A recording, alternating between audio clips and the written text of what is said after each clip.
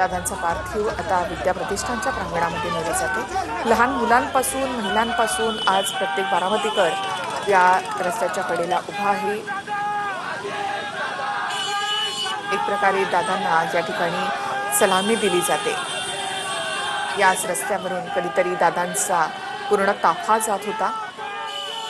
बारामतीकरांसाठी खरं तर ते काही नवीन नव्हतं, मात्र आज ॲम्ब्युलन्सचा सायरन हा बारामतीकरांना नकोसा वाटतोय।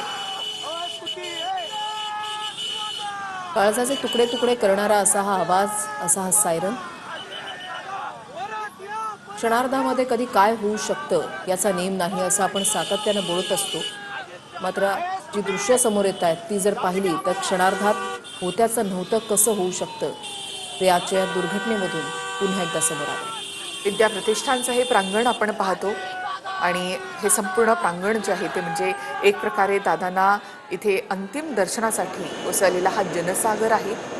फक्त बारामतीच नव्हे तर काटेवाडी आहे, त्याचबरोबर पुणे आहे, संपूर्ण राज्यामध्ये राष्ट्रवादीचे जे कार्यकर्ते आहेत किंवा इतरही नेते जे आहेत ते या ठिकाणी दाखल झालेले आहेत।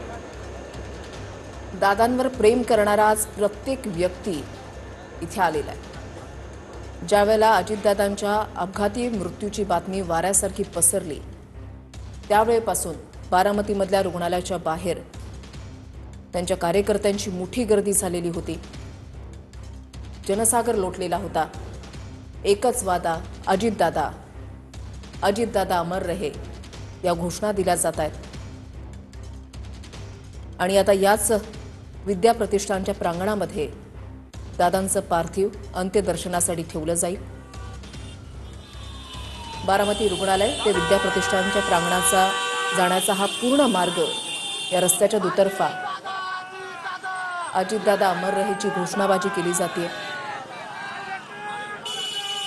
आणि लोकांची मोठी गर्दी उसळलेली आहे।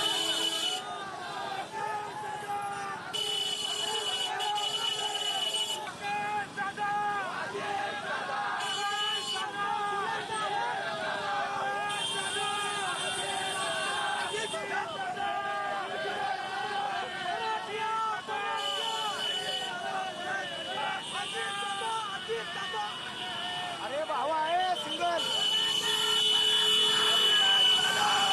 स्कूटी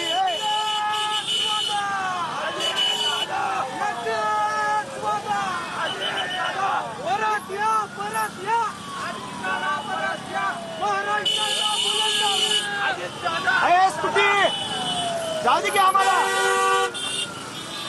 अजित पवार हे फक्त नेते नव्हते तर अजित पवार हे दादा होते, घरातला मोठा भाऊ होते। सामान्य माणसांना, कार्यकर्त्यांना ज्यावेळेला ते आपुलकीचा सल्ला द्यायचे त्यावेळेला त्यांच्या शब्दातून, त्यांच्या कृतीमधून प्रत्येक वेळेला हे जाणवायचं की आपला दादा, आपल्या घरामधला मोठा भाऊ आपल्याला काही ना काही सल्ला देतोय। मुलाबाळांना चांगलं शिकवा, सांभाळा, निर्व्यसनी राहा, कुठल्याही प्रकारचं व्यसन लागू देऊ नका असा जिव्हाळ्याचा सल्ला ते सातत्यानं आपल्या समर्थकांना, कार्यकर्त्यांना द्यायचे।